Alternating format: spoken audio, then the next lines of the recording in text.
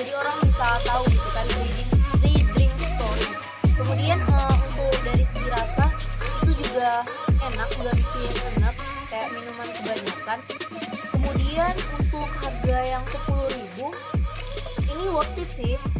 Udah apalagi udah ditambah juga toppingnya kayak ada kejunya gitu. Kalau menurut aku ini udah pas enak banget sih.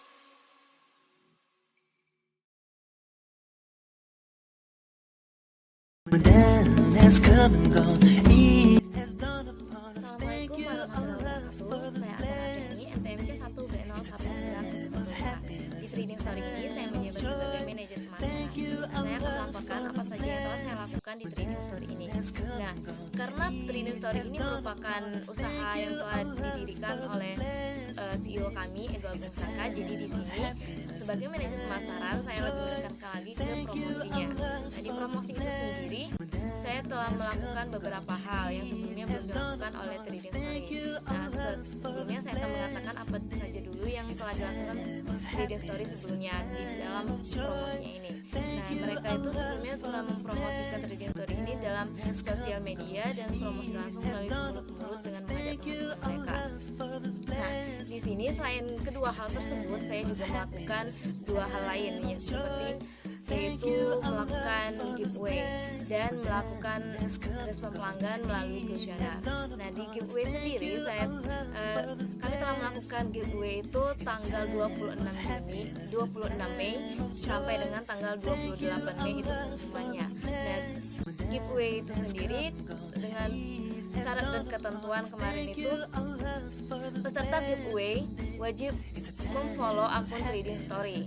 Yang kedua, peserta giveaway memposting foto diri dan minuman Trading Story itu di Instastory-nya dengan ditambah bumbu-bumbu promosi untuk Trading Story. Mereka juga harus men-tag akun sosial media Trading Story, akun Instagram Trading Story.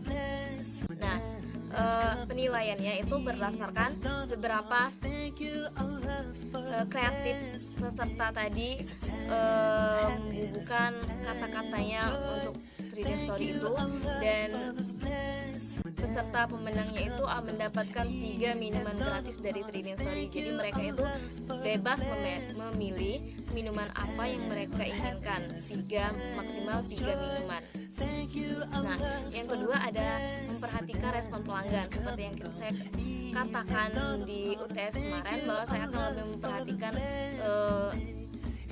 respon pelanggan, yang mana nanti akan dijadikan bahan evaluasi oleh pihak Trading Story. Nah, respon pelanggan ini telah kami lakukan melalui kuesioner kepuasan pelanggan. Di sini kami menanyakan beberapa hal yaitu tentang kepuasan terhadap produk. Ya, bukan hanya kepuasan terhadap produk, kami juga menanyakan kepuasan terhadap pelayanan kami.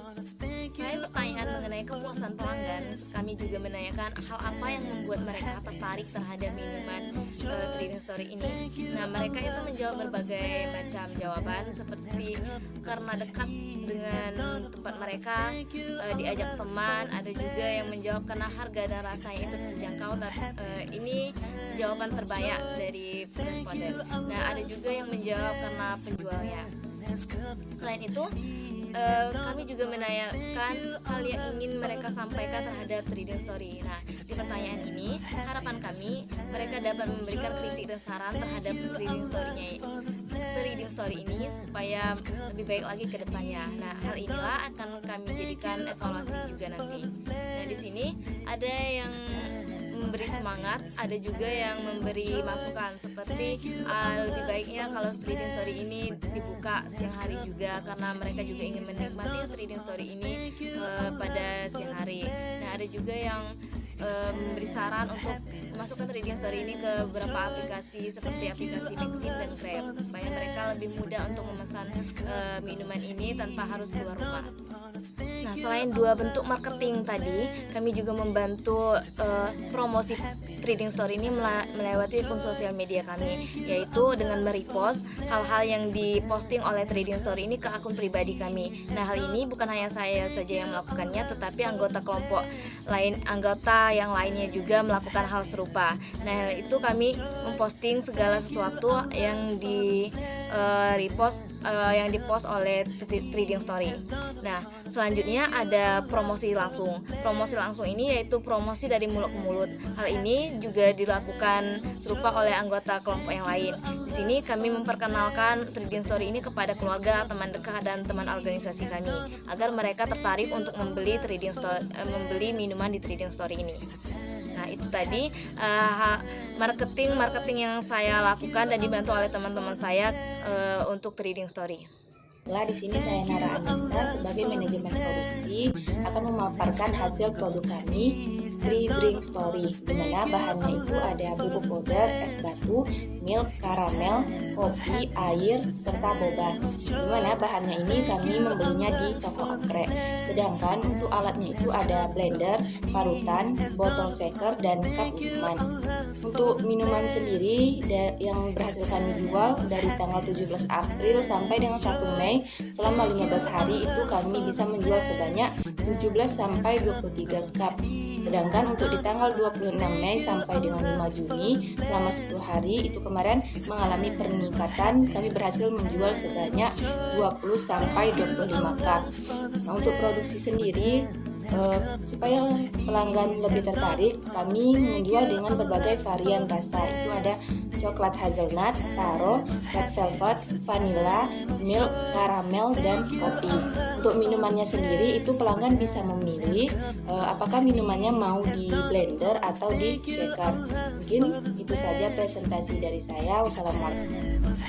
Saya Nurul Hasanah, POC 19 dari kelompok 8 sebagai manajer keuangan. Di sini saya akan mempresentasikan laporan keuangan dari produk kami, yaitu Trading Story. Produk Trading Story ini sudah ada sejak bulan Maret tahun 2021 dengan modal awal kami keluarkan sebanyak 2 juta rupiah, modal sendiri 700 ribu rupiah, dan modal pinjaman sebanyak 1.800.000 rupiah tanpa bunga.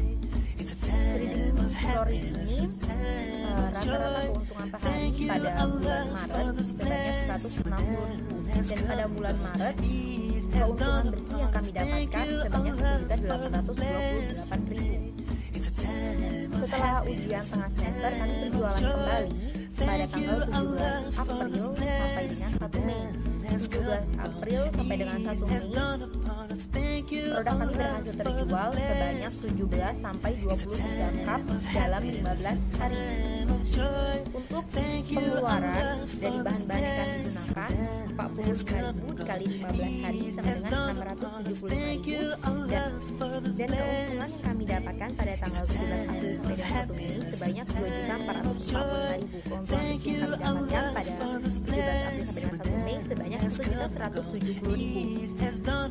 Lalu setelah Hari Raya Idul Fitri, kami berjualan kembali pada tanggal 26 Mei sampai dengan 5 Juni, dan terjual produk kami sebanyak 20 sampai 35 cup selama 10 hari.